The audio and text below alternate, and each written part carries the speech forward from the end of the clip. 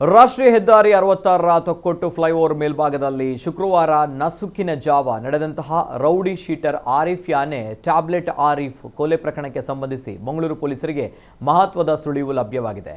ಕೃತ್ಯಕ್ಕೆ ಬಳಸಲಾಗಿದ್ದ ಕಾರು ವಿಟ್ಲ ಠಾಣಾ ವ್ಯಾಪ್ತಿಯ ಬುಡೋಳಿ ಎಂಬಲ್ಲಿ ಪತ್ತೆಯಾಗಿದ್ದು ವಶಕ್ಕೆ ಪಡೆದಿದ್ದಾರೆ.